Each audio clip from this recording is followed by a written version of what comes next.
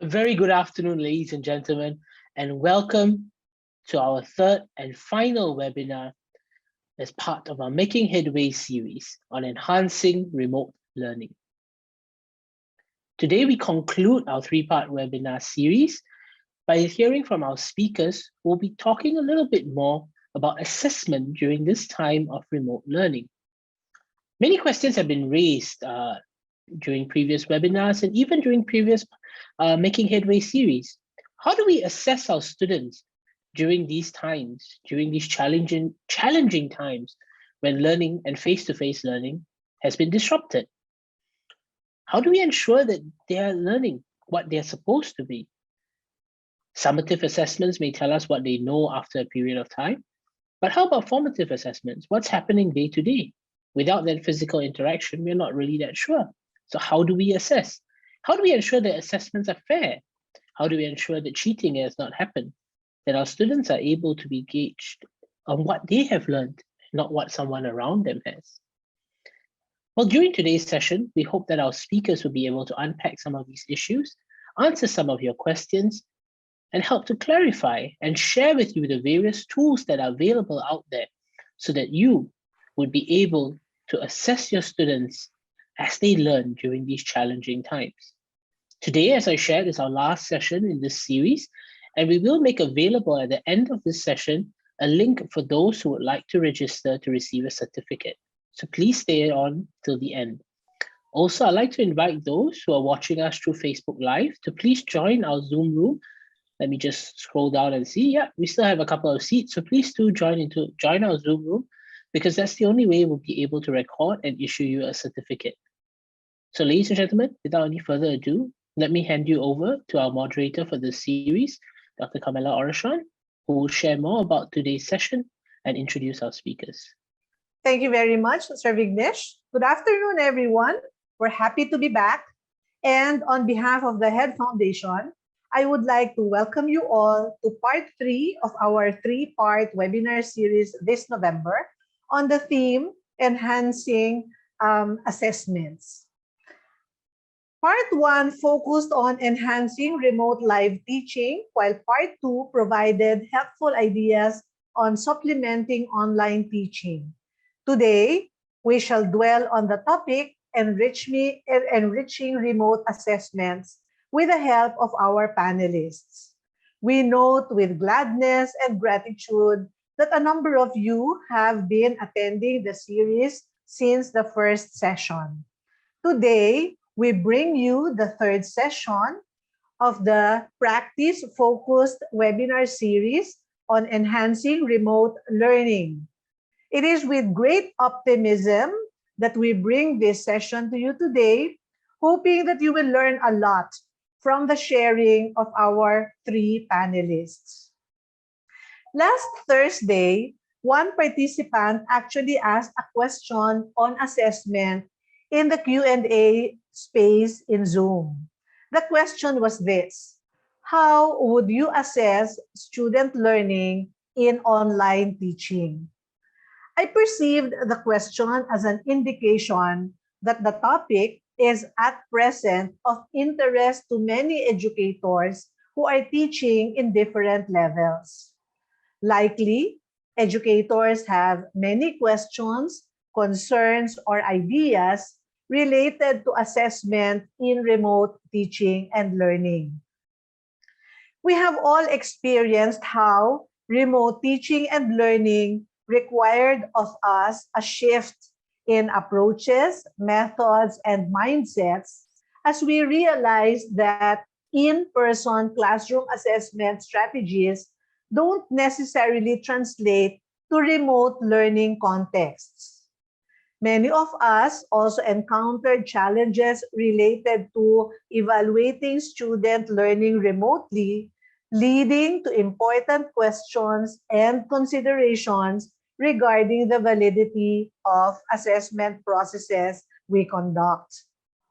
Equity issues also came to the fore as more and more it became clear that not all students had or could have the same access to adequate technical infrastructure that was needed for online teaching and learning activities. Today, we are happy to bring you 3 panelists who will share with us different ways of enriching our remote assessment practices. We are hopeful that through their presentations, we can address the risk of relying on or slipping back to traditional assessments. I mean, assessments utilized during face-to-face classes, such as the usual tests or essays, and simply transplanting the conduct of these to remote modalities. Mr. Ryan Rizal Balandra is the AS and A-level biology facilitator and IGCSE biology facilitator at NationalHigh Jakarta School, Indonesia. He has been teaching science, biology, and research for 14 years in Indonesia, the Philippines, and Singapore. Sir Ryan holds a bachelor's degree in education from the Philippine Normal University, has received a postgraduate diploma in education from the National Institute of Education in Singapore, and is currently pursuing his master's degree in biology education at the University of the Philippines. Dr. Beverly Mangulabnan is the Education Program Supervisor at the Schools Division of Nueva Ecija in the Philippines.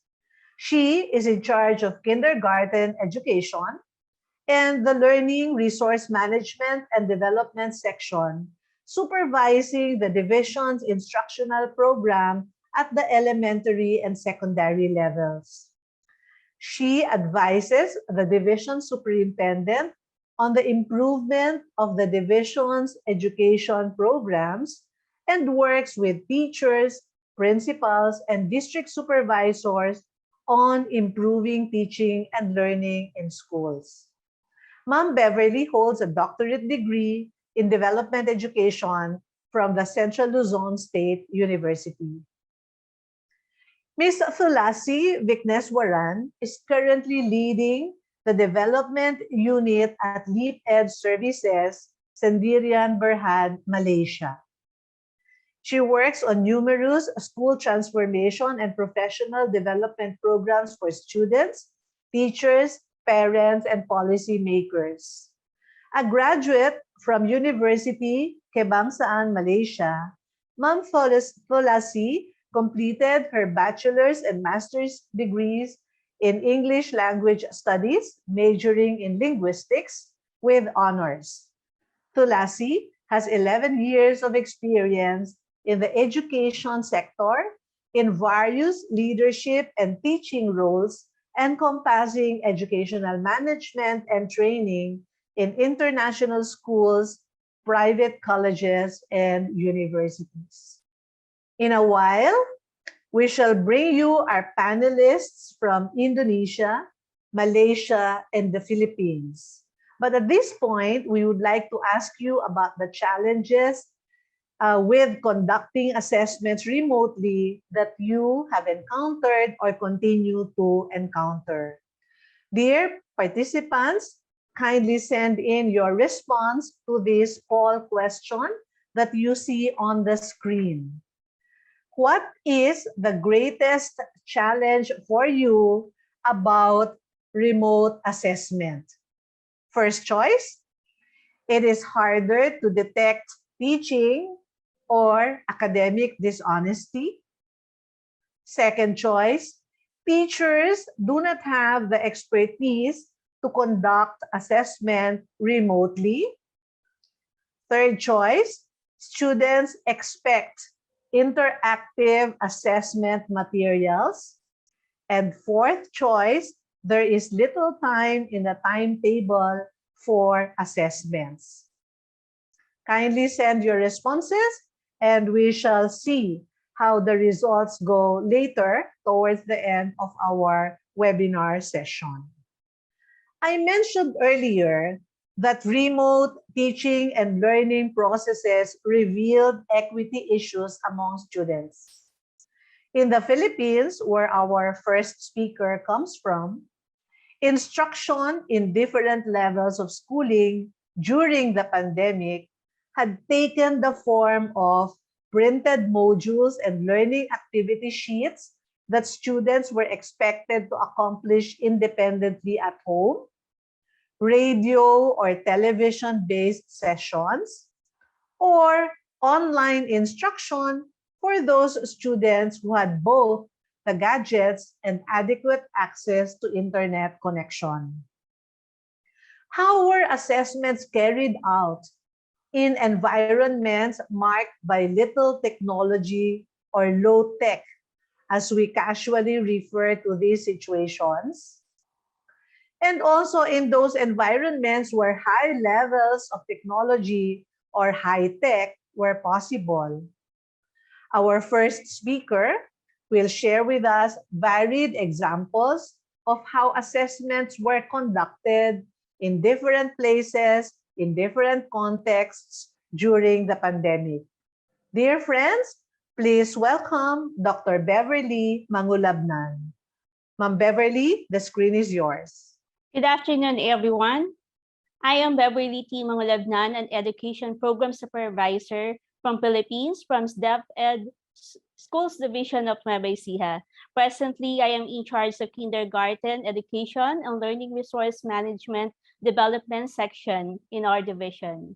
First of all, I would like to thank the HEAD Foundation for giving me this opportunity to share a topic on reinforcing remote assessment in this time of pandemic.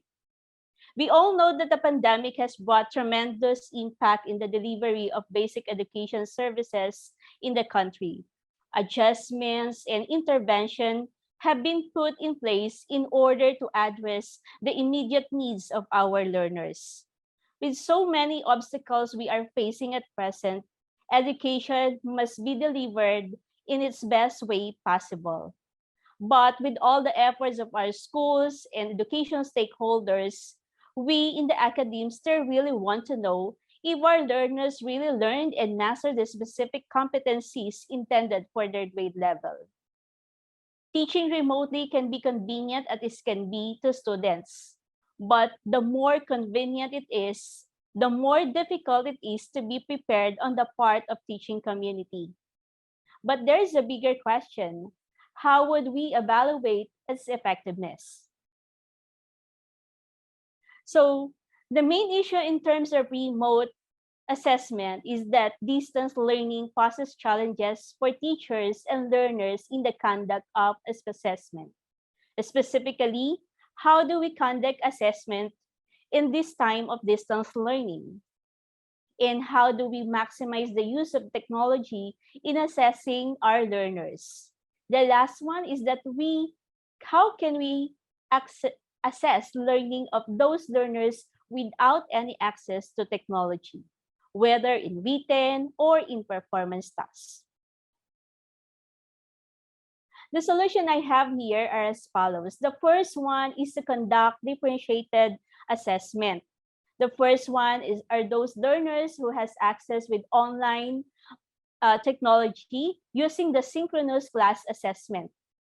So using online meeting platforms, where in synchronous class assessment, it is a distance learning where teacher and learners attend a class virtually using available online meeting platforms like Zoom, MS Teams, Google Meet, and others. Another is the use of asynchronous class assessment, wherein it is a distance learning assessment where assessment do not occur at the same place or at the same time. And it is more on a relaxed schedule. So using FB Messenger, wherein the learners can actually upload their tasks for the day, and using video calls are example of this type of asynchronous class assessment.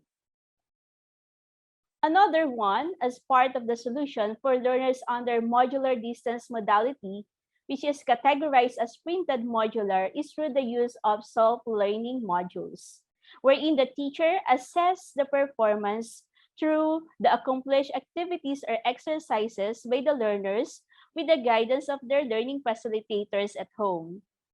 SLMs will answer on the formative part of assessment.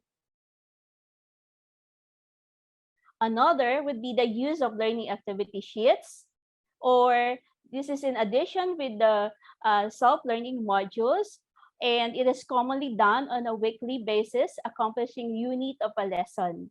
It is a paper and pen-based assessment also, where in mastery of the specific competencies or the most essential learning competencies can also be assessed through the use of LAS. And all of our teachers in the division were capacitated on the use of these assessment materials, wherein they are each in every quarter, they should have 4 written works and 4 performance tasks as part of the summative assessment. Another solution given to answer how do we maximize the use of technology in assessing our learners is the use of strategic intelligence brief on the assessment for remote learning. So we have this type of relevant assessment resource wherein we have the low technology, the medium technology, and the high technology. And it depends on the person administering the assessment, whether the teacher, the parent, or the learner itself.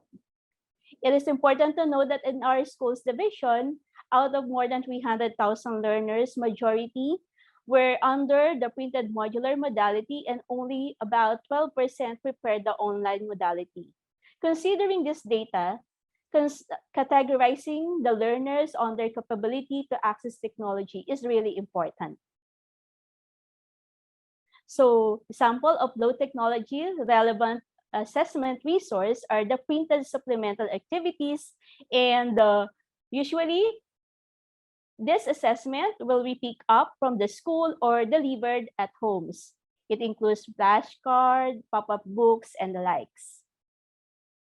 Another is the medium technology relevant assessment resource, wherein bite-sized assessment through SMS, bite-sized comic stories, and radio TV plugins like CDs, DVDs, and USB storage containing all small size of assessment were given to the learners.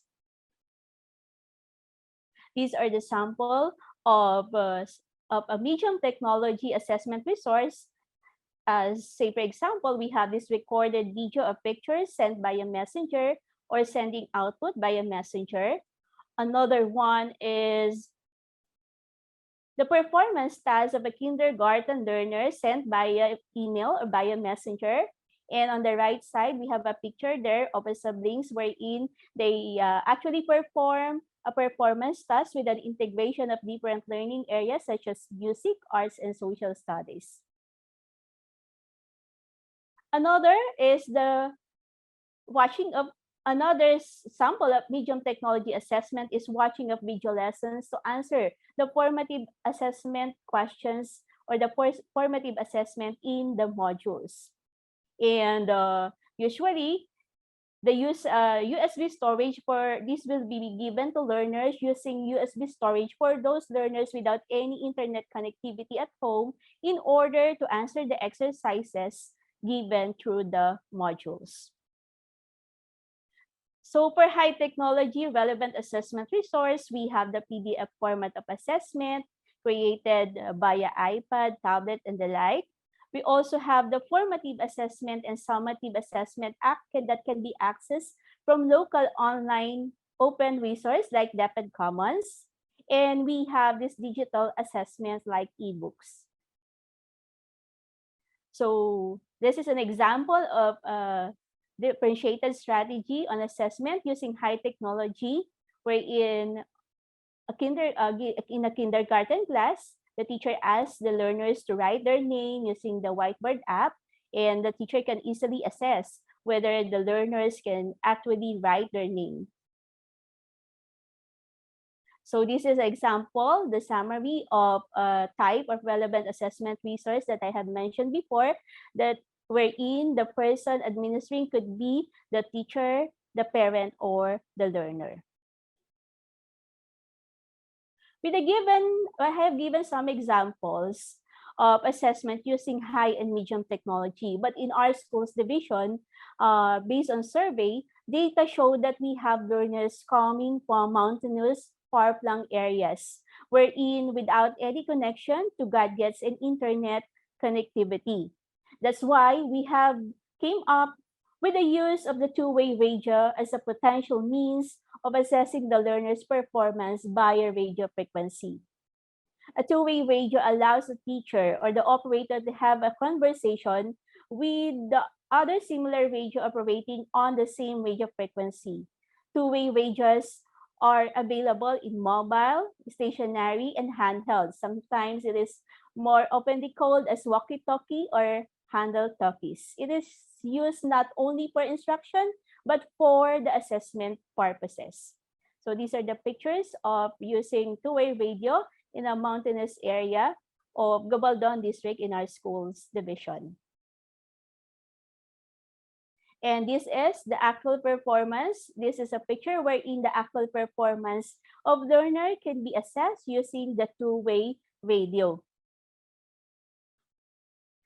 And the transfer of learning is possible with the guidance and support of teachers, parents, learning facilitators, and other stakeholders. Learners from more than 5-kilometer radius can be accessed, and wherein assessment can happen in a real time. So actual performance of learner can also be assessed with the aid of a bite-sized assessment tool prepared by the teacher. So bite-sized assessment tool, because we still know that our learners need the interaction, and bite-sized in terms that they will just follow the most essential learning competencies to be mastered in every week. So as part of the implementation plan, first we can conduct survey on the preferred modality and context of each learner. Then next is we identify learners without access to gadgets and internet connectivity. And the next step is we prepared suited assessment materials using two-way radios, of course, that is with the help of our teachers. And a last part is to provide immediate feedback on their performance. So as part of key learning points, the first is that we need to use differentiated learning assessment based on the context of our learners. The next one is that maximize the use of different assessment strategies to gauge learners' performance. And we need also to provide learners with meaningful tasks to be assessed in order to assess their capability to submit output and availability of learning resources. For the tips, so here are some of the tips in enforcing remote assessment. We have the bite-sized assessment must be used, self-monitoring tool for teachers' utilization, to keep track of progress must be also encouraged.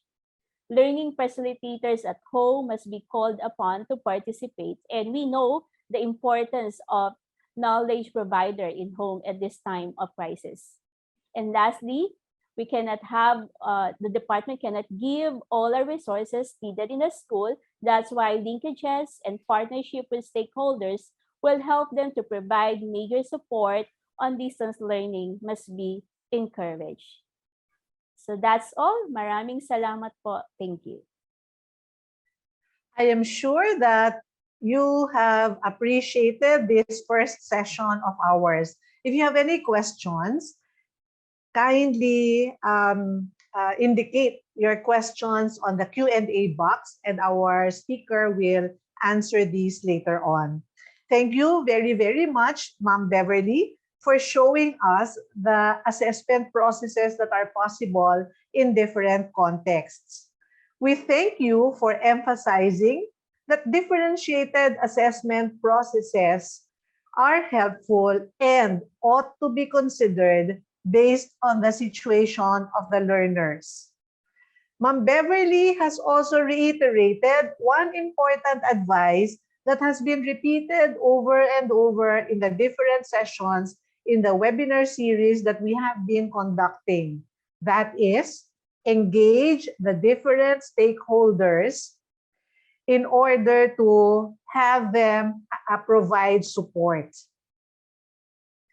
Really, I think educators across the globe realized that in order to address and overcome the challenges caused by the pandemic, collaboration with key stakeholders is very crucial. Thank you very much again, Ma'am Beverly, for your sharing.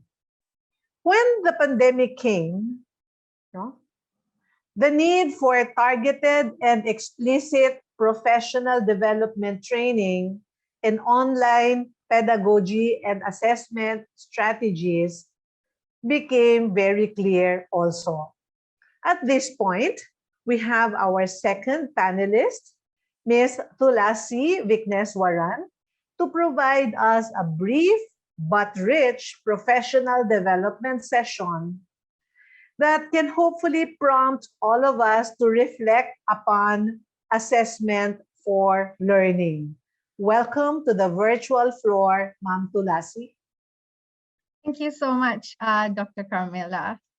Hey, good evening, good morning, good afternoon from wherever you are. Okay, my name is Thulasi and I'm from LIPET Services. For those of you who do not know or have not heard of LIPET Services, we're actually an award-winning social enterprise here in Malaysia and the first homegrown education service provider here in Malaysia. So essentially what we do is education transformation programs and projects that support the system, school leaders, teachers, students, parents, and the wider community here in Malaysia. So a lot of what we do is in line with the Ministry of Education and also in line with the Malaysian Education Blueprint. So without further ado, this is what I'm going to talk about today, which is rethinking assessment for learning. Now, as educators, I believe a lot of you are very familiar with assessment for learning, better known as AFL, probably the most overused term. We essentially link assessment to grades, but that had to change when the pandemic started. How do we assess students when the pandemic unleveled the playing ground for these kids? And that was predominantly evident in Malaysia. When things moved online, lessons became even more teacher-centered. Questions posed by teachers were answered by the teachers. There was limited student participation and engagement was difficult to ascertain. Let's not even talk about giving feedback to students in order to improve. Students became faceless boxes on the screen, and this became quite unnerving for the teacher who did her part by talking content. In essence, teaching was happening, but learning, probably not. I believe a lot of other countries also face similar challenges with us here in Malaysia. Similar challenges to us here in Malaysia, right? So we had to rethink assessment, how to assess students remotely, right? When most teachers did not have the required tech skills while their students did, and most students face connectivity and tech issues. This is very much with what Ms. Beverly said earlier, right? Two profile of students, urban students, very connected, but then teachers were not equipped with the skills or did not have the necessary skills. And then we had a lot of rural students who had connectivity issues, tech issues, could not even assess the online part of teaching and learning. So rethinking assessment involved a mindset change, right?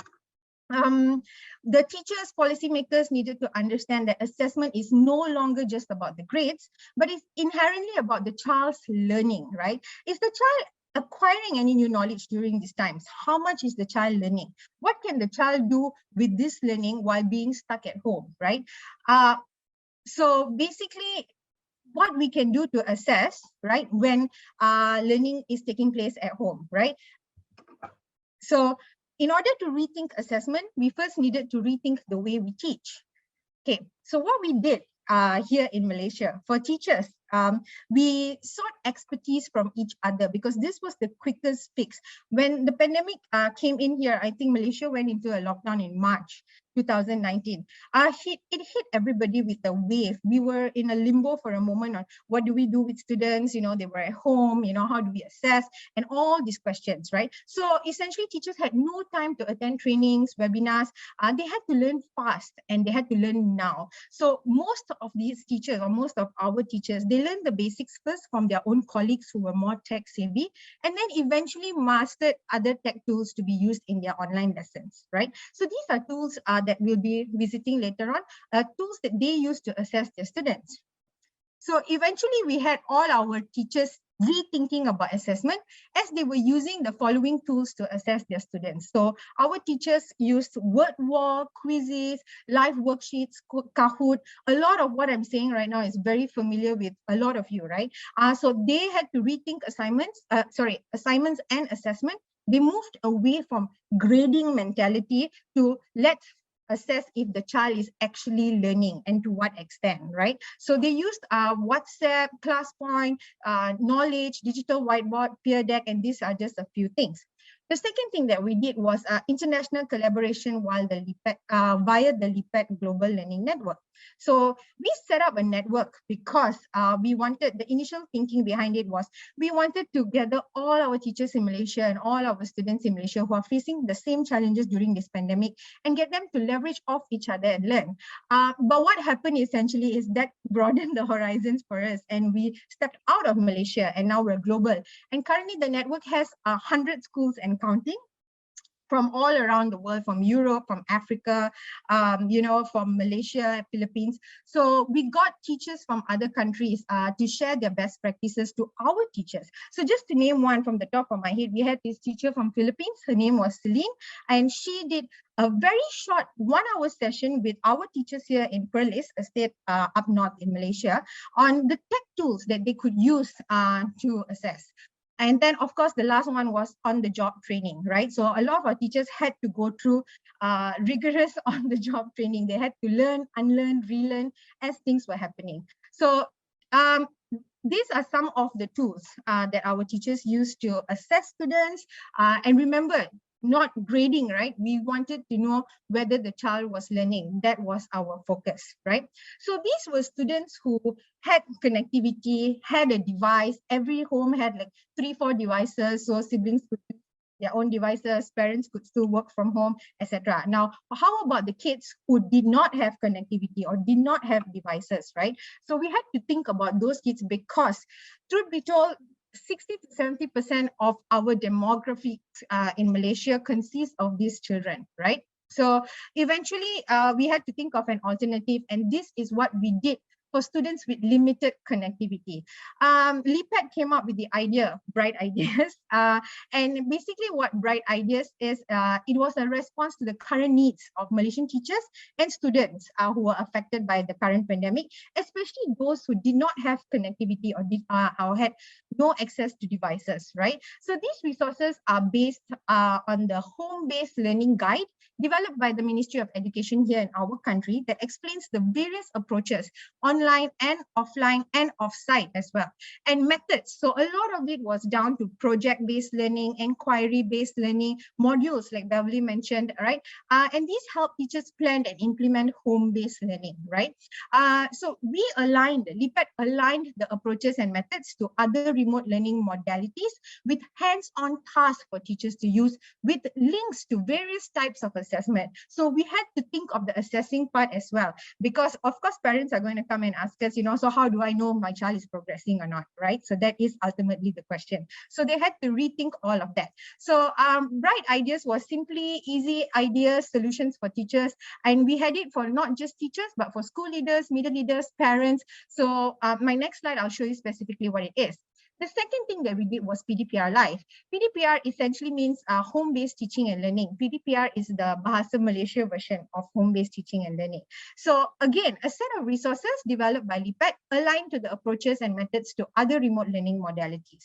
Now, how did we go about sharing these things with parents? So in a landscape study that we did, we realized that one thing everybody had at home was a mobile device, right? Everyone bare minimum, had one mobile device at home. So the best way to share these resources was we created screenshots or snapshots of it, and we started SMSing parents and teachers through Telegram, WhatsApp, and even using just telco service providers, right? And this is how we got them to rethink assessment and to share this with their kids and their students to ensure teaching and learning was still going on.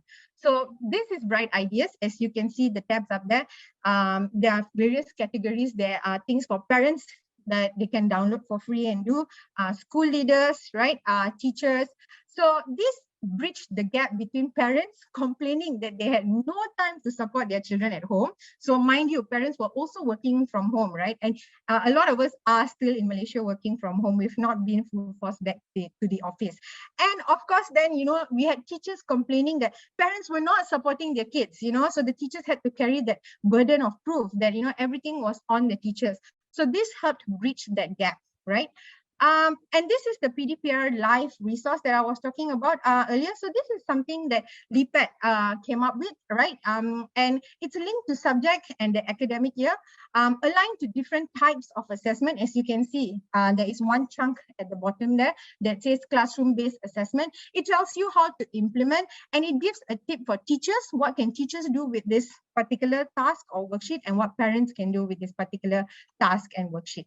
Right? So these were kids who were technologically challenged, and we had to think of options for them. So how we did it?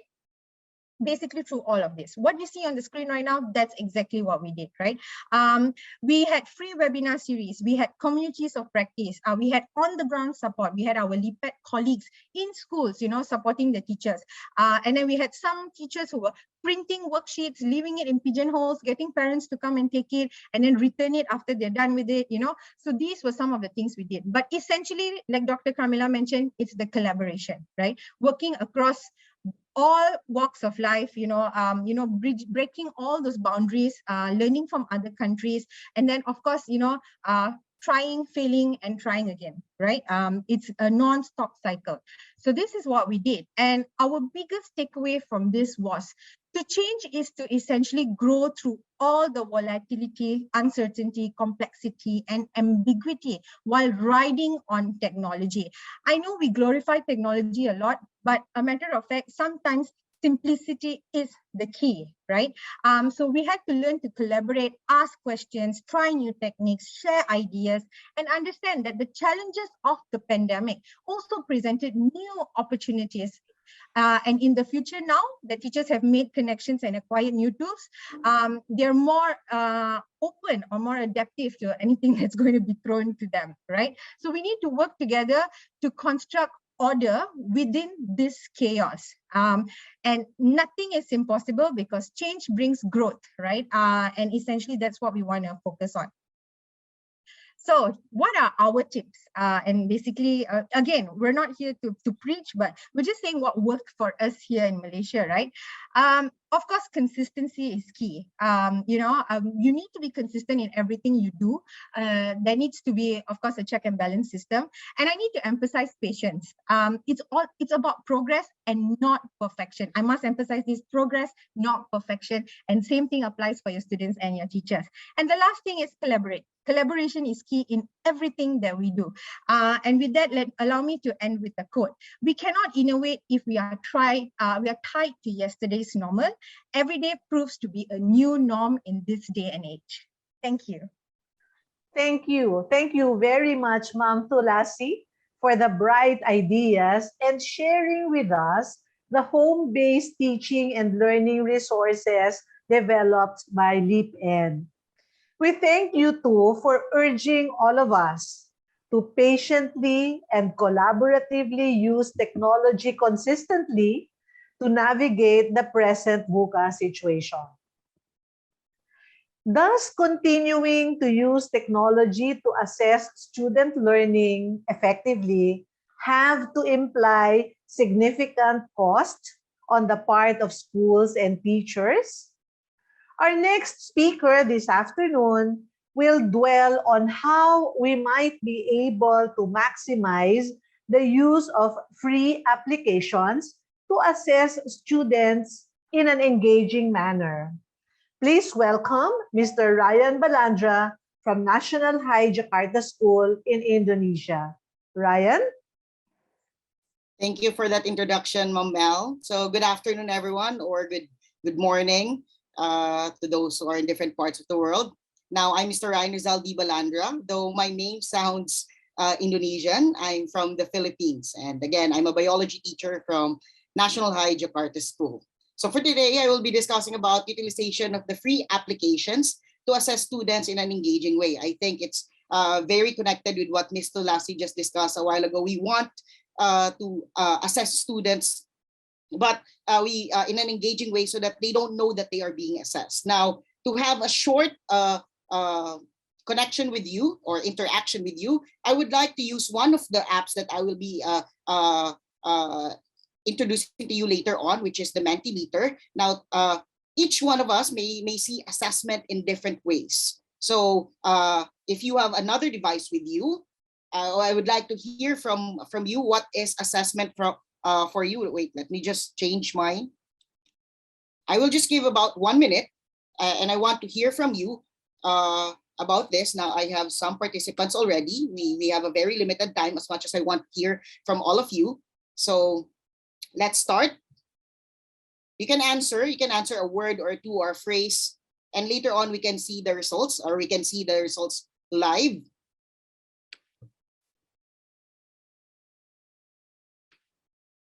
Test, stress, wow, feedback, evaluation, test for understanding, wonderful.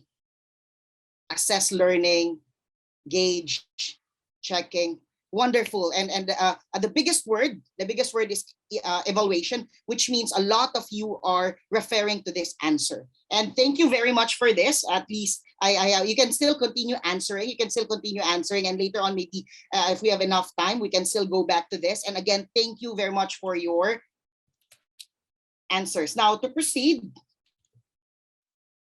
So in assessing the students, now I'm teaching at National High Jakarta School, and we just actually finished our mid-year examination. And for us, when we do assessment, this is our expectations. Students are well prepared. I don't know the student's emotion right here, but it's not evident that she is stressed and she has an appropriate device with her. And this is the expectation that we want for our students while they are doing assessment in a remote learning. Now, in reality, for some teachers who can actually relate, we can feel the stress of our students. We can feel that they are pressured and they can feel the stress. And sometimes due to technology, they may not be aware on what tab to open or something like that. And because that they are so much stressed, sometimes the tendency is that we tend to question their integrity. As a solution, some of us or all of the teachers, we are like the Raymond, that we are actually getting our unlimited pouch, where we are actually testing and even attending some teacher training in order to learn how to use quizzes, exam.net, Socrative, Kahoot. Some of you might even use other applications more than this. And in order for us to ensure a quality assessment and to ensure the assessment that we are giving to our student. Now, my topic is the utilization of assessment in an engaging way, a utilization of free apps in an engaging way. Now, I'll be sharing this 2 apps where I find it very engaging. Disclaimer, I am not an expert. Let's just say that I'm an avid fan of these 2 apps. Poll Everywhere and Mentimeter. When I use this, students are very engaged that they are not aware that they are being assessed. Now, to further explain this, what is Mentimeter? For some of you, you may be very familiar with this. You can actually visit the website menti.com and you can, it's free. Okay? These are all free apps and you can actually just go through it. But I will just share on how I use it in my class to assess students in an engaging way. You can build interactive presentation. Is just like a normal PowerPoint slide presentation. You can also engage them. There are some scales, and also you can do follow-up once you get the results. Now, this is the way, while Poll Everywhere is also almost similar. They actually overlap some of their similarities. That's why this is also my favorite. They create engaging activities for the students. They can also create activities, monitor, and you can also instantly export your this grades to your LMS. So for Mentimeter, these are like an example of it. This is a screenshot of a Mentimeter. You can use multiple choice. It's just like using a PowerPoint slide presentation. But actually, the good thing about this is that you have a lot of options. You have a lot of options so that you can give variety of assessment in a more engaging way. If you explore Mentimeter, they have a variety. You can use multiple choice. The one that we just used a while ago is a word cloud. And then you can also use open-ended questions, even scale, ranking, Q&A. They even have select answer. They type their answers and so much more. And this work almost similar with your PowerPoint slide presentation, the way how you can navigate them. Copy, paste pictures, type. It's almost similar, so it's user friendly. Now, these are some of my samples. Now, also you have this part. So these are some of my samples on how I use Mentimeter in assessing students in an engaging way. Now, before I actually develop my own summative test, I use Mentimeter to actually gauge where are they in my topic. Like I post this scale and ask the students, how are you confident with the following topics? And then after that, when I found out the results, I was able to actually create an assessment that is highly suitable for them. So they are very much comfortable with the topic movement in and out of substances. And maybe they are not that confident in the topic cells. On the other hand, I was also able to use word cloud. And in this word cloud, they were able to actually express what is their strongest topic. And from this, you can see that the larger the text, the more students are answering this. You can see I only have 17 students who answered from this. And from those 17, okay, you can see that they are very, very confident with this three topics. And also, okay, I use this kind of Mentimeter, the multiple choice, wherein you can add write your answers, wherein they were able to write their answers, and you can see how many students answer this part. From this, I was able to gauge my topic, my lesson to them, and then from this, I can actually construct my assessment in a more suitable way for my students. And another thing, okay, which can actually help them to become more motivated and engaged is that there is this part where we can actually input leaderboard. Now, students are very, very much active, especially if there's competition. Like in my class, sometimes some of my students use the word kiasu. They always want to be on top on this, even just like few points, and they are very, very competitive. And one good thing about this, if your school or if you are using Zoom, it's easy to use this because it is embedded in the app part of the Zoom. You can just click Mentimeter, and from that, you can just log in, and then whatever activities you made, it's directly from Zoom. They will send the QR code, or they will just send links so that they can access it easily. That's how user-friendly it is. And at the same time, they are engaging our students.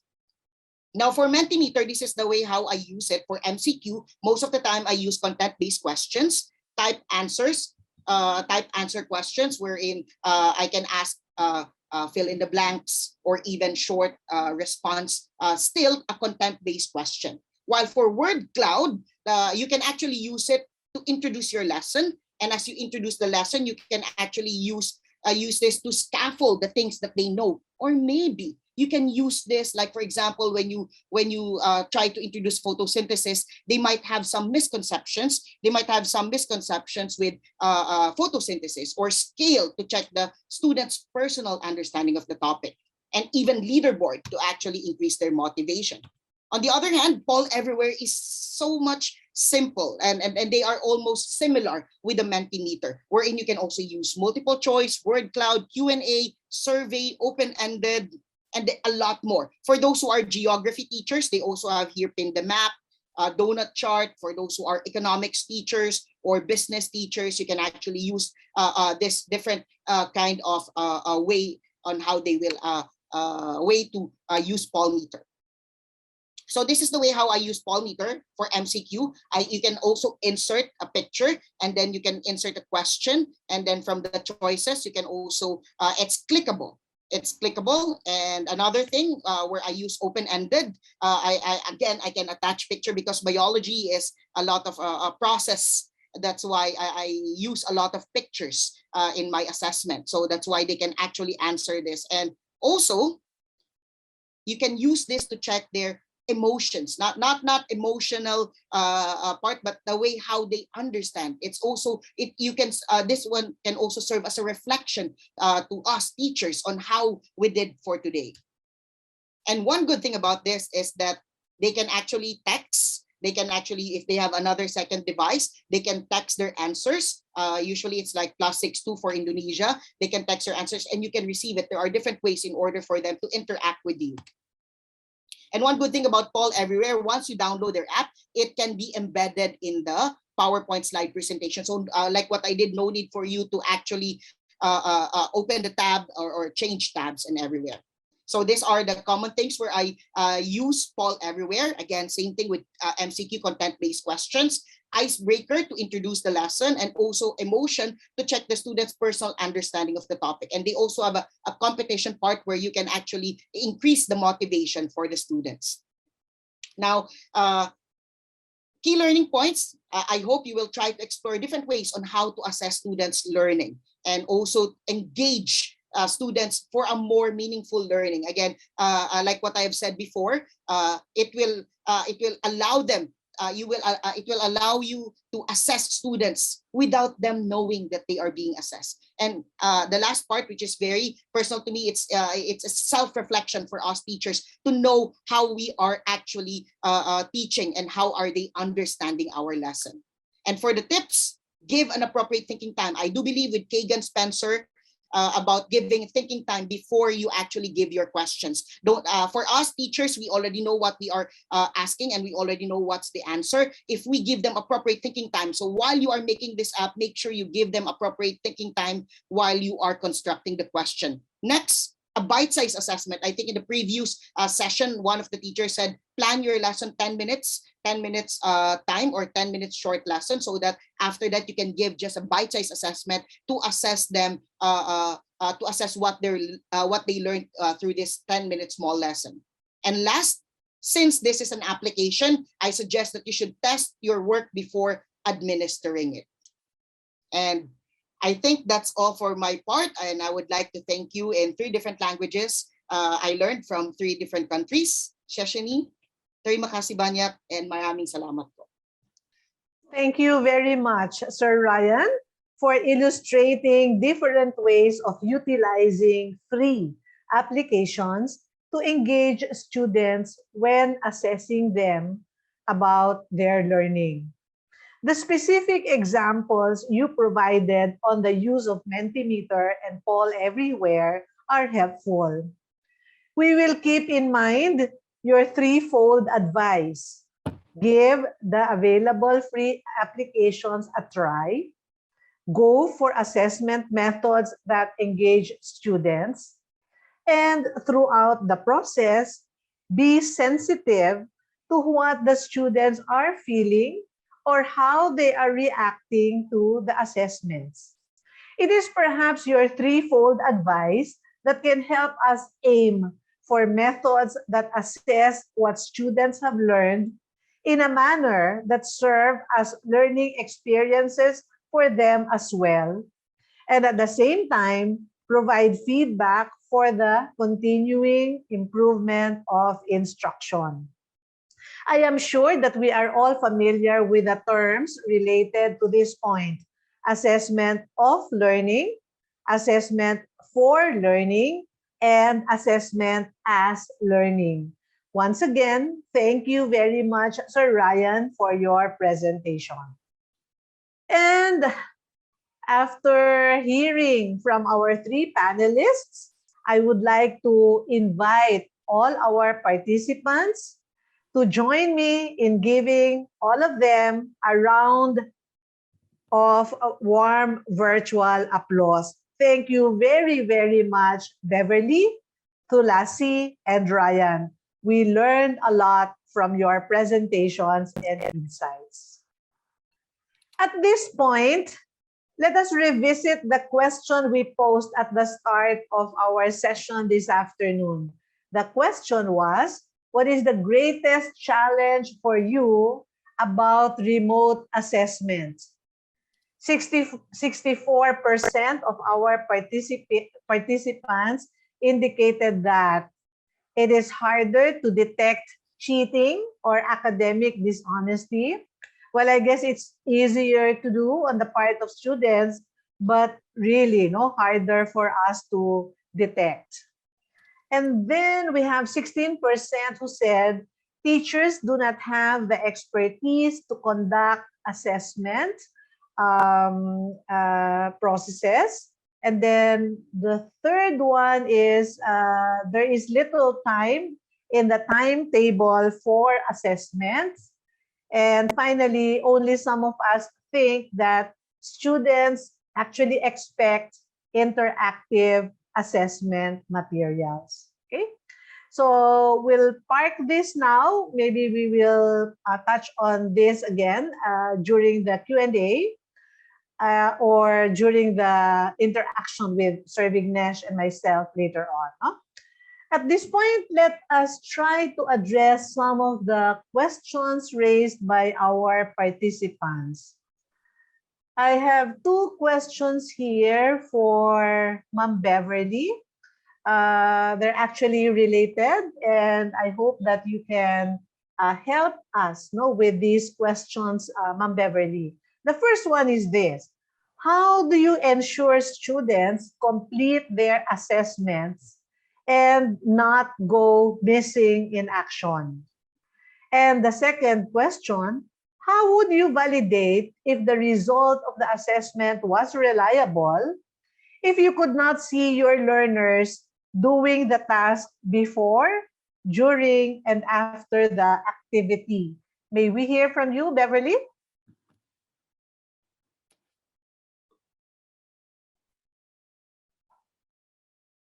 Yes, ma'am. Thank you for that question.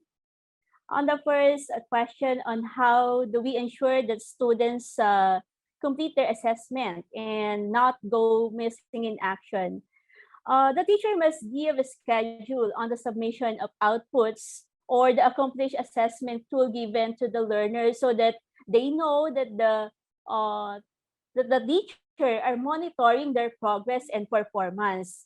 Another is that as a teacher, you must set the mood for learning, and we should inculcate in the mind of our learners that in this time of remote learning, they should be responsible for their own learning, and if they have questions, let them feel that their teacher is there readily available to help and assist them. And lastly is to we all know that our learners have different learning areas, where in every learning areas they have this assessment that need to be accomplished. We should also, as teacher, to practice or to give assessment material in order that we can practice also the academic is. We should give bite-sized assessment for them to just to test or gauge their performance. On the second question, how can we validate the result of assessment even we don't even see before, during, and after this activity? Shall we say that classroom management is somewhat different in this time of remote learning, and we can still validate if the result of the assessment is still reliable by using different strategies. Well, before I talk about the different reliable assessment resources ranging from low technology, medium, and high technology. Simply by checking on the output of learner, we can still, for the low tech, I think with the use of cell phone, we can still ask the learners whether they are the ones who prepare their exercises, their activity. Through medium technology, we can have them submit their performance, or we can actually use other platforms like Google Meet. So we can have the teacher and the learner can have actual one-on-one assessment procedure by using that technology. And using the high technology, we could also have this is the very easy way, because you can actually see the actual performance of the learners using the technology or using the platform like video conferencing, MS Teams, and the like. And by this question, I can say that the use of technology is so vital in order for us to see the status, the actual status and performance of our learners, and let them realize that they should embrace the importance of academic honesty in this time of pandemic. That's all. Thank you, ma'am. Thank you. Thank you very much, Beverly. No, I pick up two important points from your response. The first one, yes, no, it would be very problematic, I agree, if we limited ourselves to assessment that is one time and high stakes, no, rather than bite-sized formative assessments. It would have been very risky to limit the assessment to one summative examination.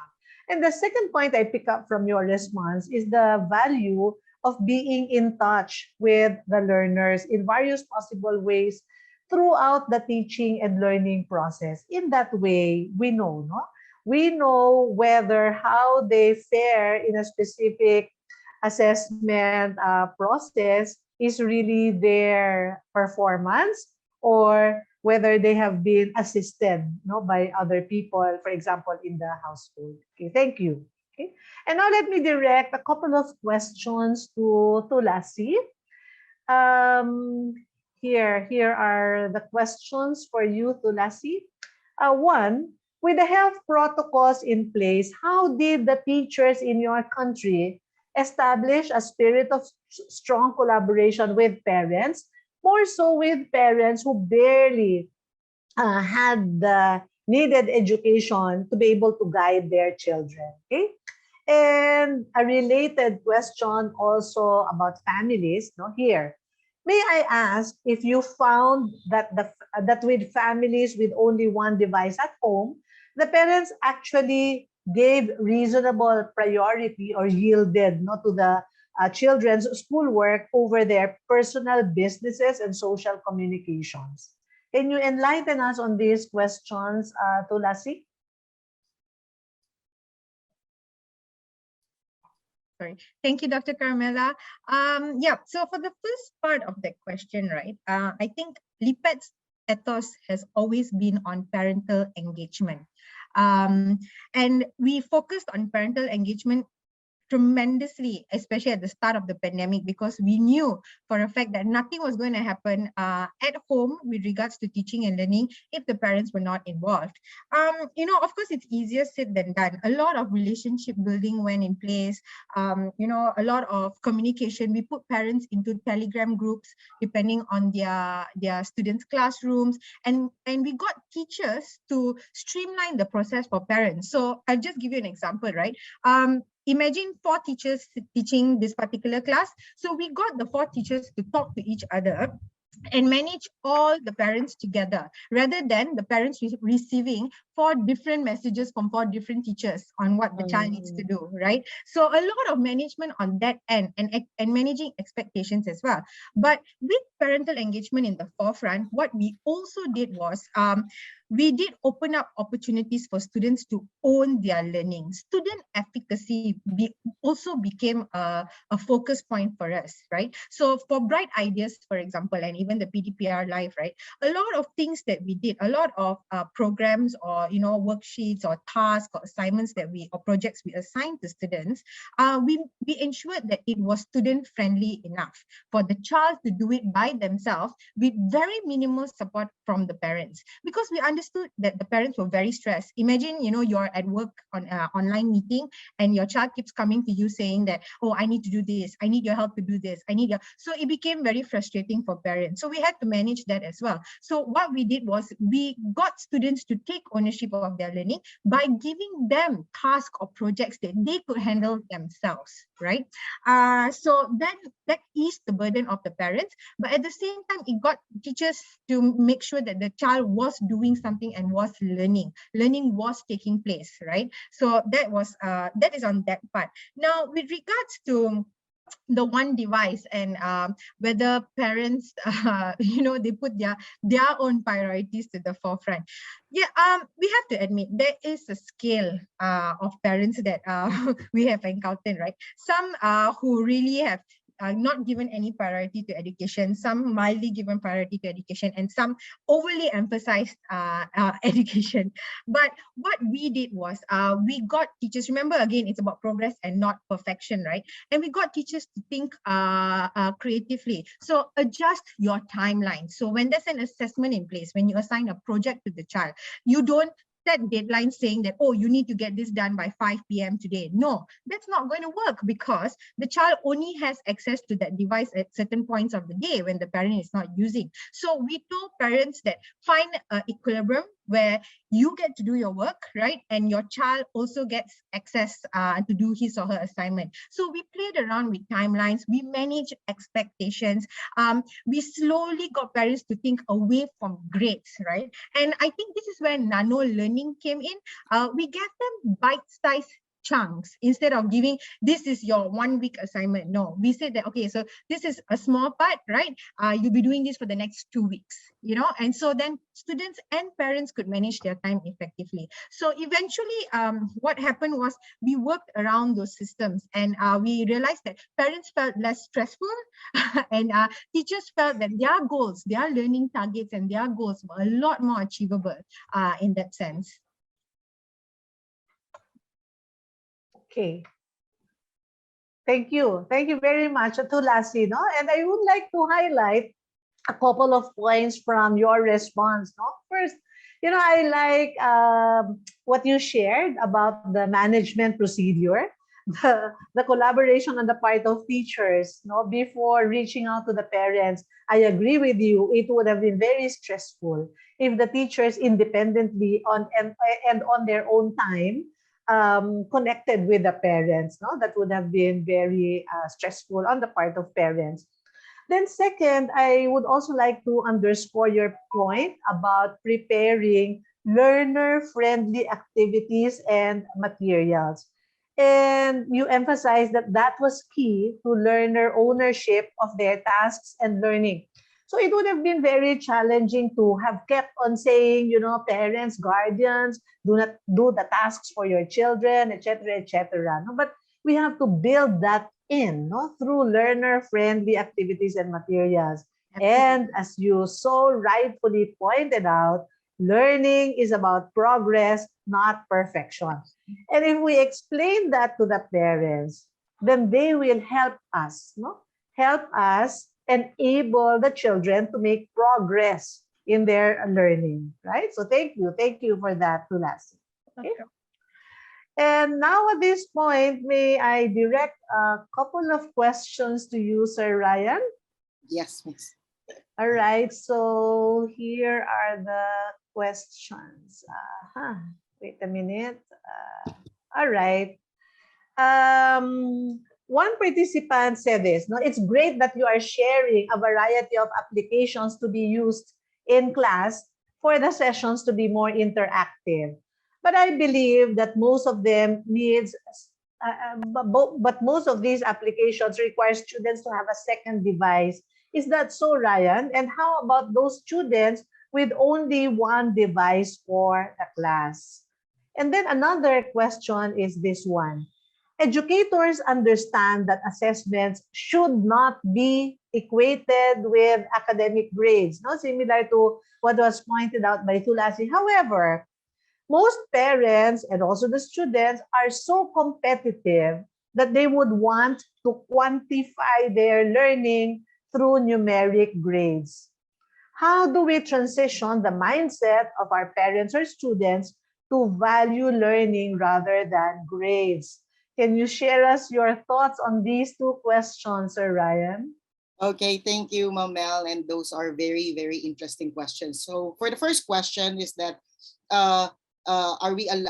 is it or can they use it using one device? Well, I'm very fortunate in my school that majority of my students actually they have two devices. They have laptop and they have the cell phone at the same time. But I do also have some students who only have one device, and I can actually use this. Now, one cons is that sometimes they may be disconnected in the Zoom, especially it depends upon on which device you are using, like an iPad. If you disconnect with the Zoom, okay, if you move to another tab, you might disconnect to the Zoom, or your camera might be off. But you can still connect with the Mentimeter. And again, the thing with this is that we are focusing on the Mentimeter. Even though they are off in Zoom, you can still see their progress in the Mentimeter. And again, if your issue is about integrity and you cannot monitor them in the camera, again, like what I have said, if they are engaged and if they are actually enjoying and they are not aware that they are being assessed, I think the integrity issue will be lessened, and you can actually monitor the live answers of your student. For the second question, it is very interesting. I'm very fortunate that we are already doing this in our school. In our school, we know that with this online assessment, some parents are very, very particular with the numerical grade that their daughter or their child that they are actually getting. So one thing that our school is doing is I'm going to share two things. Number one is that in our teacher comments, every end of the term, we give comments to our students, and our our progress book committee, they are very particular to write comments about students' progress specifically. When I say specifically, you write the specific topics. Like for example, Ryan is weak in this topic. Weak in this topic, like cell structure or transport, those kind of things. And when we emphasize that, those specific topics, parents will be aware that these are the weaknesses and also the strength of their students. On the other hand, it's connected. During the PTM, our principal are very, very particular with this, that we should not just focus on the grades of the students. Rather, how are they in their character in online learning? Like, are they adapting well? And we are not focused more on the students' grades. And in the span of 2 years, we've been doing it in 2 years, and we are actually reaping the results. Before, in face-to-face, I have a lot of parents who are actually very much particular with how much my son is getting, how much my daughter is getting. Now, since we are more on a character-based discussion with the parents, only very few parents are very particular with the grades, and some of the parents are actually more responsive in terms of how are they adapting in online learning instead of online assessment. Okay, thank you, Ryan. And there's a quick question: is Mentimeter free? We have a participant who's asking whether it's yes, free. Miss. Those are free apps, but with the free apps there are limitations. Okay. There are limitations. Yes. All right, but is the free one already sufficient for our purposes, you think? Yes, Miss. That's the reason why.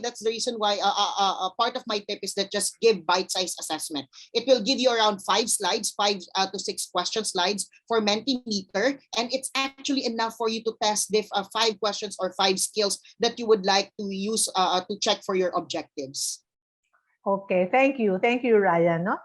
You know, on the second question, I think myself that such mindset is not easy to correct. You know, the grade consciousness of some parents that they pass on to their children, that's not very easy to erase, no, from many parents or many families. However, I appreciate, and I'm sure our audience also appreciates your advice, no, that it is important to give feedback, no, from teachers, especially on student progress. Consistently removing their attention on the numerical grade and highlighting, the progress of the students in terms of growth in character, perhaps growth in study habits, or understanding the lessons. No, and then that way, your second suggestion comes into the picture. Slowly, we're able to downplay grades. But I think before we reach a generation, no, that does not give such importance to, the numbers or the letters or the grades, that may take a long time. Okay, so thank you, Ryan. Okay. At this point, I'd like to go back to the poll question. No? I think we cannot ignore the fact that a large number of our participants have indicated that the greatest challenge about remote assessments is the first choice, that cheating or academic dishonesty seems a bit more easily done, no, more convenient, but harder to detect. So I wanted to ask our three panelists this afternoon, no, because it seems to be a real concern on the part of our audience. No, do you observe these yourselves? Have you observed these yourselves, and how did you address this phenomenon? And secondly, would you have any advice on this matter? Okay, and may we begin with you this time, Sir Ryan.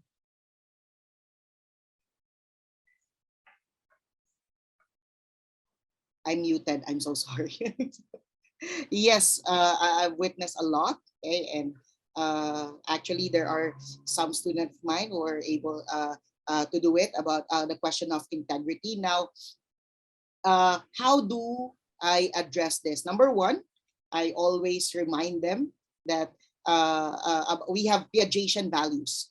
Okay? We have Piagetian values in our school, and part of it is P for passion, I for integrity, A for adaptability, and I always remind them that in our school about these Piagetian values to instill in their assessment. At the same time, our school also use paid apps. I'm so sorry, but these are paid apps to ensure that students are not allowed to open any tabs while they are taking examinations. And in terms of the summative or the mid-year examinations, there are times that we are requiring more than one device for them to do this examination.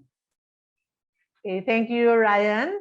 How about Thulasi? What's your take on that particular concern? I'm smiling so broadly because this actually fell on my plate just this morning, right? Oh. And a teacher, one of my colleagues actually said that the teacher herself said that she's not able to churn out an assessment report because she had 90% of she had students scoring 90% because they were giving textbook answers, which was clearly copy pasted from the internet, right? And she had students scoring 30% because they really genuinely tried to answer. And I think what's key here is for us to realize and acknowledge online or offline, academic dishonesty is going to happen. If the child wants to do it, the child will do it. And we also need to understand where this comes from, right? It comes from, again, that unrealistic expectations that parents, society, and teacher have set with regards to grades. We're also fixated about getting that A, getting that 90 percentile, that we are kind of infringing onto our values, right? Like what Ryan just mentioned. But I think there is a way to manage that. Assessment shouldn't be a one-point data.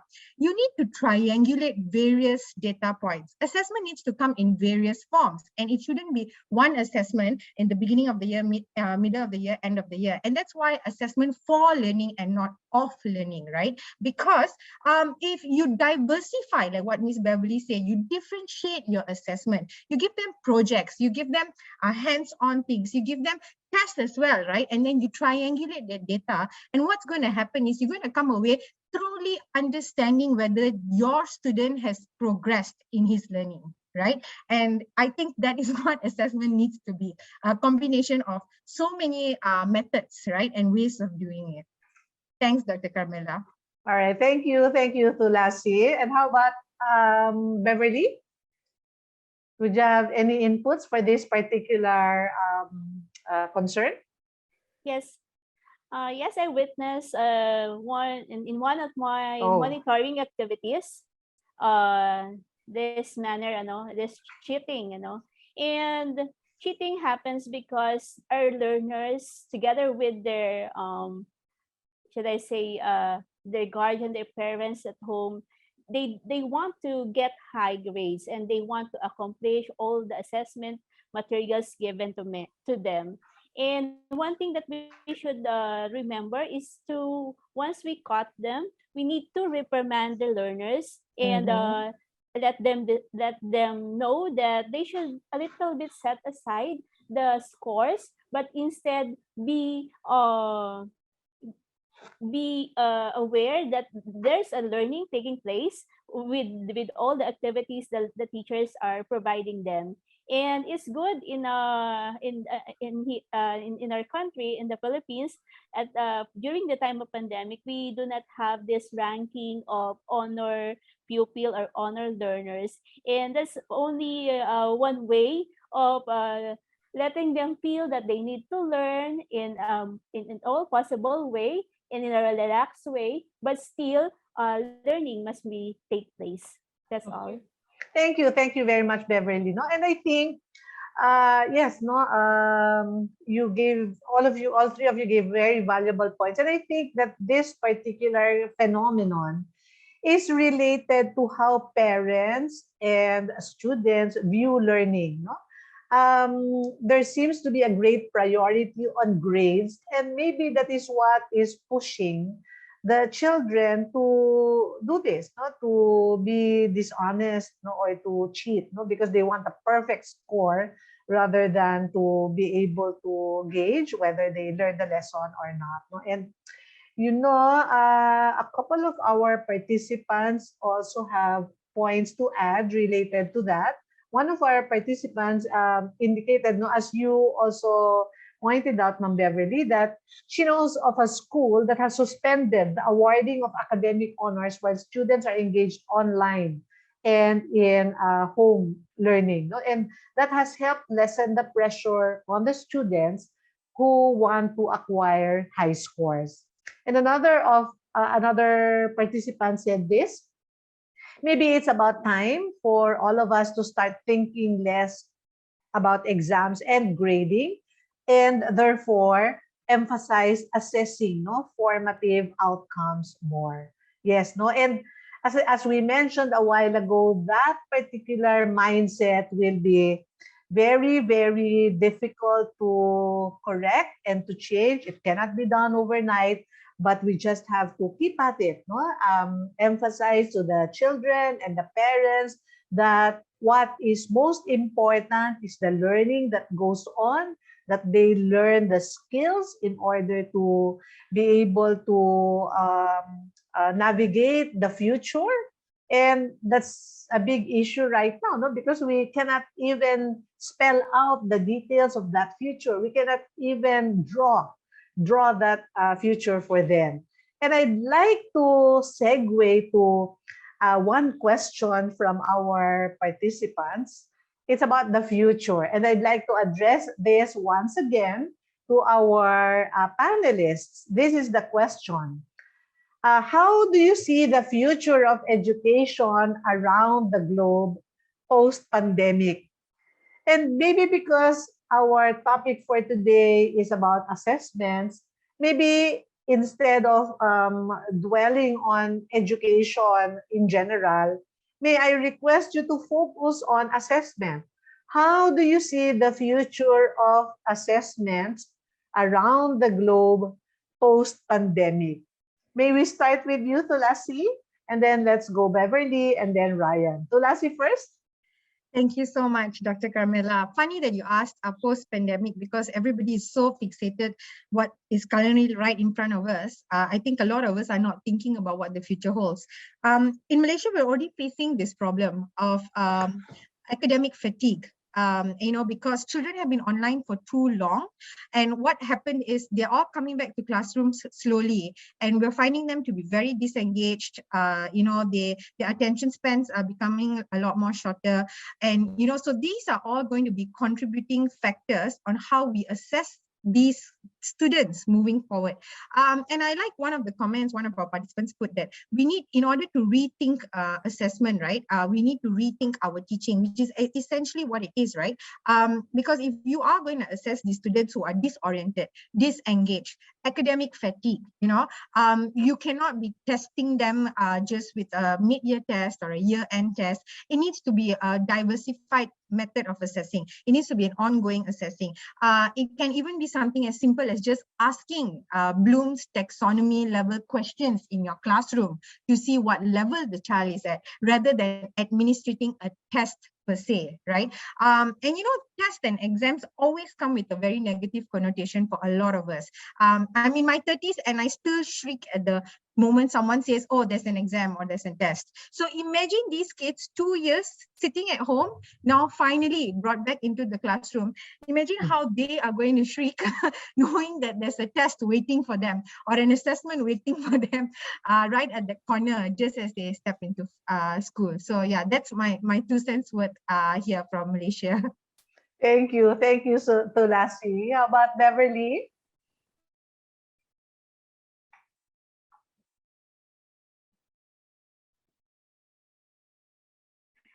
Yes. Yes. Okay, Hi, Beverly. What do you think about that? Yes, hello. How do you see?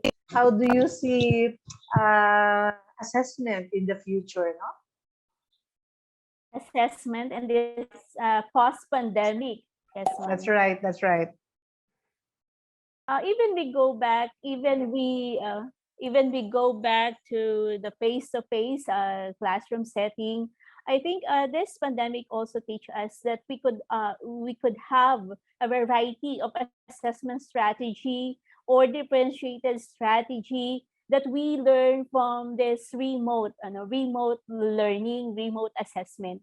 And that's one thing that we can be happy that even we go back with this classroom setting, we still have the gadgets.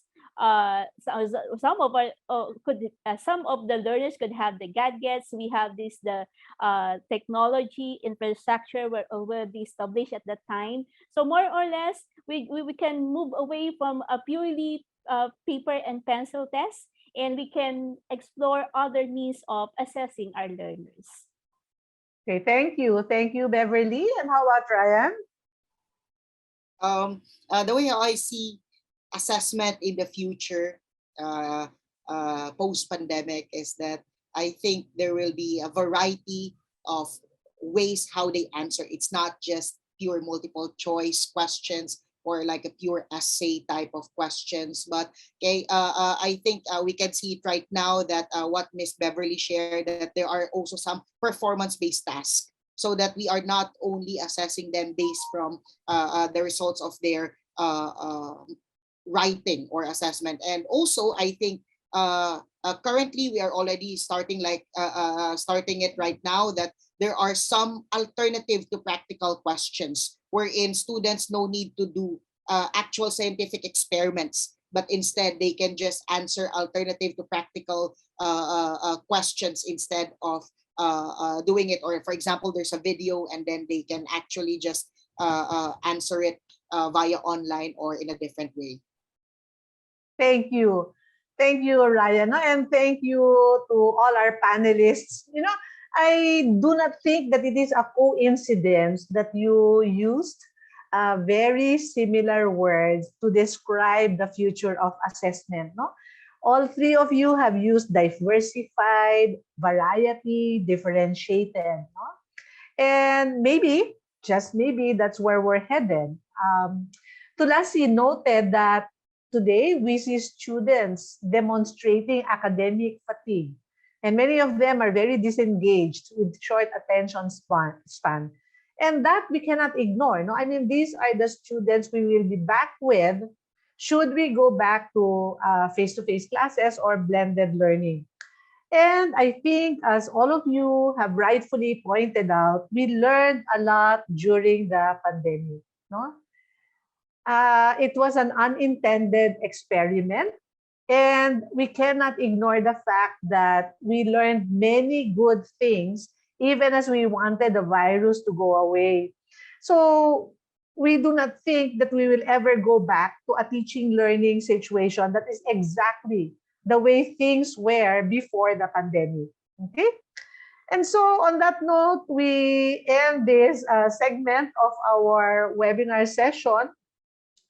Uh, to important questions, we don't really have very definite answers, no? But we have just succeeded to convince ourselves that there's a lot more rethinking to do. We need to rethink teaching, rethink learning, rethink assessment, and through professional development activities like this one, and collaborating with other educators, then over time, no, we will find answers to the questions that we have that are of great concern, because they will have an impact, no, on the development of our learners, on preparing them for the future. Okay, so on that note, I'd like to end this segment, and I'd like to bring in Sir Vignesh back to the virtual floor. Sir Vignesh. Good afternoon, Dr. Oracion, and thank you for sharing about your perspectives and also fleshing out the discussions with our panelists. I think what we heard today really reinforces that we are going through this, as you very rightly put it, unintended experiment. We are trying to find our way, and we are all learning. We are trying to understand better, whether it's how we teach, whether it's how we assess, and whether how we learn. And I think before we close off the session, I wanted to quickly swing back to the poll questions that we asked, because I think there's something interesting showing here. Let me just quickly share my screen. So in our poll over the last couple of sessions, we asked 3 polls. Every session we asked one, right? And the first one was on the first session we asked, which of the following do you find most challenging about teaching online? And here we talked about engaging students in collaborative work.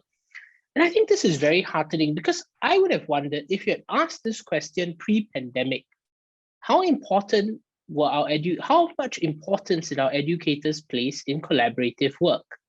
Was it something that we were thinking greatly about, or has the pandemic forced us to realize that this idea of physical distance has a huge implication and impact on how students are able to work together, and by extension, how they'll be able to collaborate as they enter the workforce, as they grow, and as they pursue other qualifications. So I'd like to hear your thoughts on this, because it was something I found interesting, because we talk about collaborative work so much in 21st century competencies. We say these are necessities, but do you think that educators were thinking very deeply, or has the pandemic and forcing us to learn virtually made us really value the idea of collaborative work a lot more? I think your question, Vignesh, is very pointed. No? I think all educators agree that collaboration is a very important 21st century skill that we have to equip our students with. No questions about that. But personally, I would also like to think that, our the preparation we provided students for collaborative work were not really real. No, I mean, they were more artificial than real. What I mean by that, so in class, we would ask them to group together, sit on the floor, or bring their tables together, and then solve a problem or discuss a particular question. But maybe we were not very mindful of preparing questions or problems that were real, no, that were from the real world. Maybe they were from the textbooks, and we just sort of asked the children to work on this together. And you're correct. I think that the pandemic did more than that, because the collaboration that is possible now through online means may be the more realistic way of collaborating, no, in the online, in life, in the world. So that's what I think about that. How about you? Yeah, I think I agree with you fully. I think that this idea of collaboration, often in a classroom, like you said, even asking students to physically come together, put their tables and their chairs together, that's not necessarily how collaboration always works in the real world.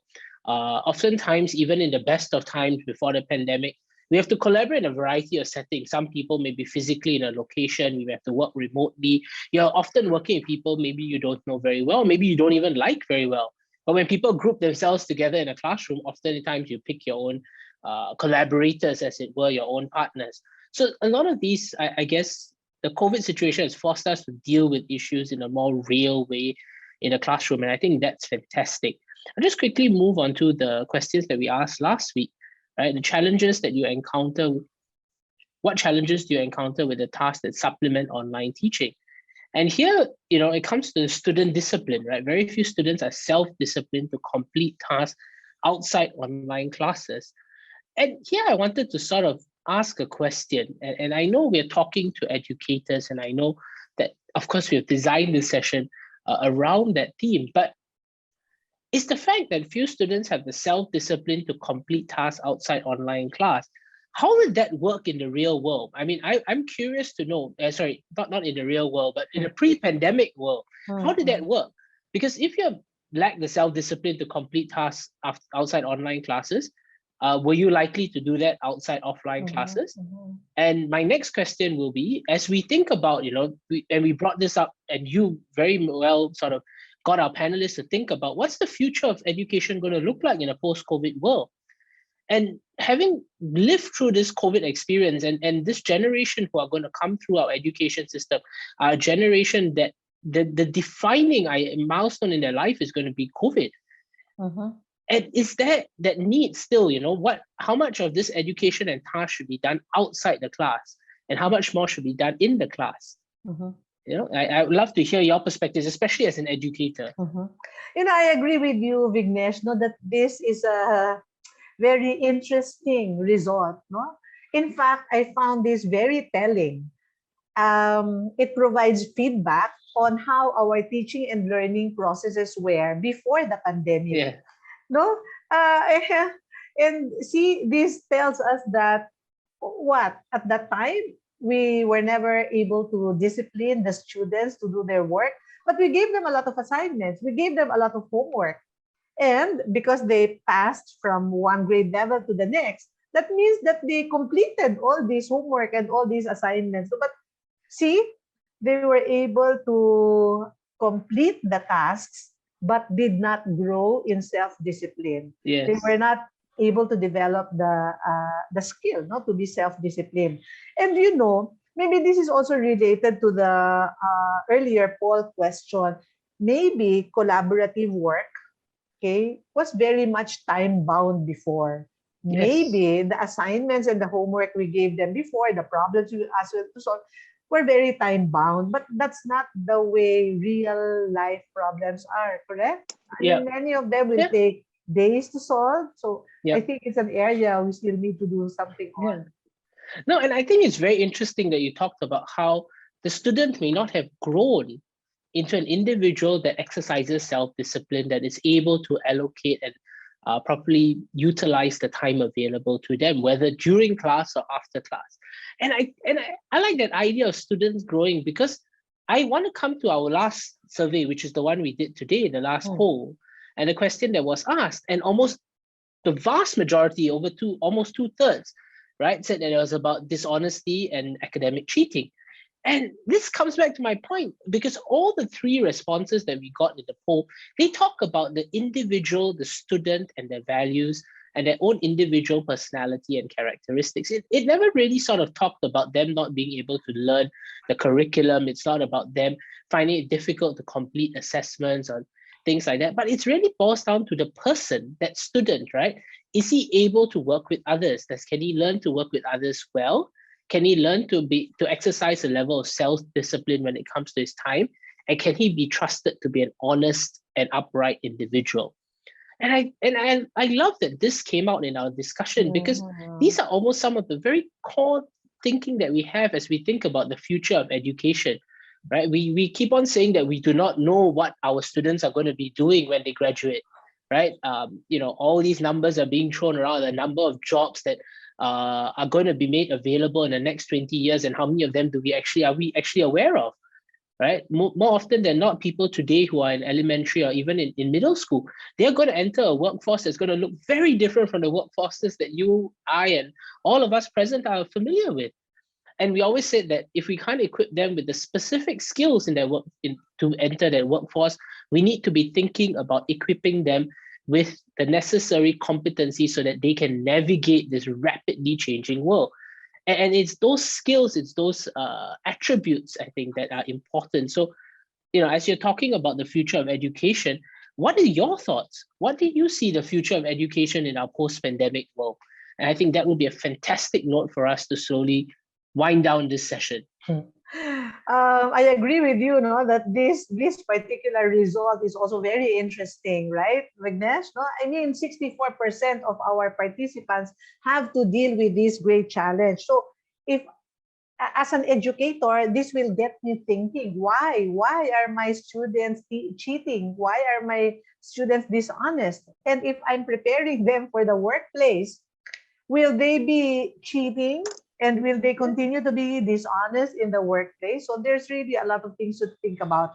Even before the pandemic, the disconnect between the classroom, the disconnect between the school and the workplace had already been surfaced, no? And I think the pandemic highlighted that. And so, I'm not sure, are we a bit too cautious in our teaching and learning processes? Are we very careful? Are we very slow? That we are not really able to prepare the students for the workplace and for life? So maybe these are some things to think about, Vignesh. Yes, and I think on that note, Dr. Carmela, we need to think about it.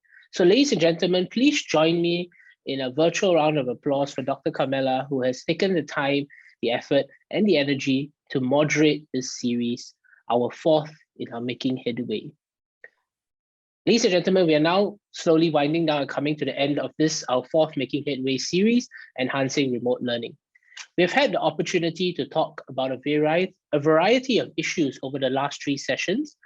And those of you familiar with our series will know that very soon, over the next couple of months, we will put together a handbook that not only summarizes the sharings that our esteemed panelists spoke with us about during the last 3 sessions, but we'll also incorporate more tips, suggestions for you, the educator, to be able to utilize in your classroom as you seek to enhance the remote learning that we are likely to experience for a little bit longer.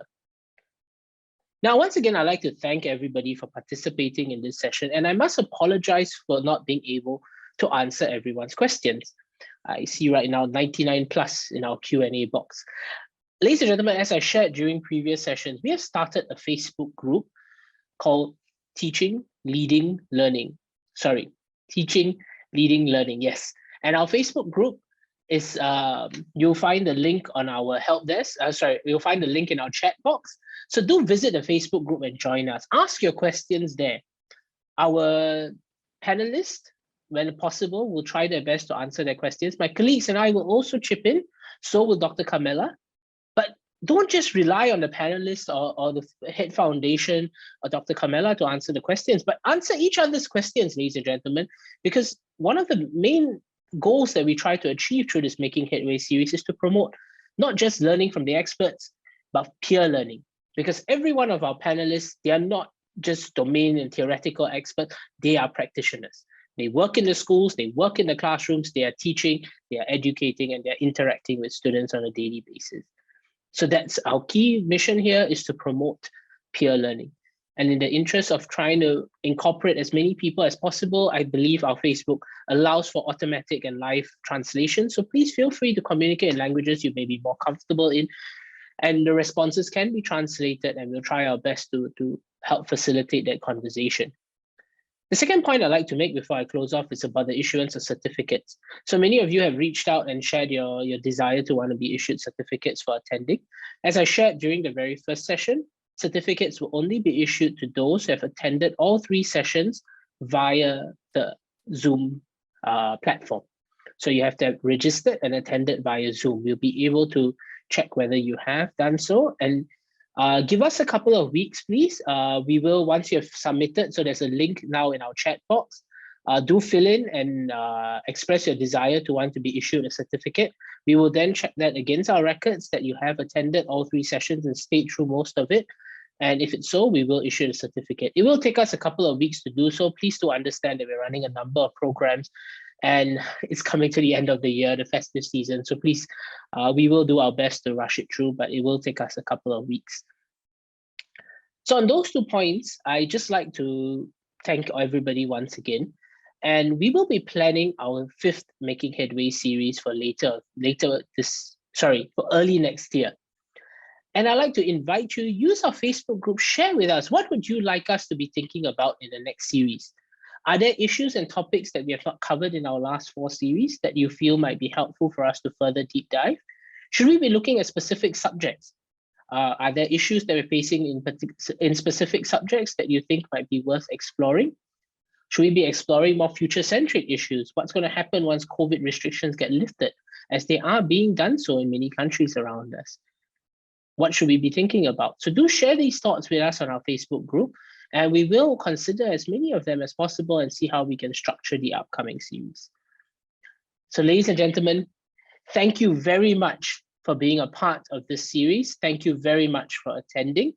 And I look forward to welcoming you to our next Making Headway series. On behalf of the HEAD Foundation, thank you, goodbye, and a happy festive season.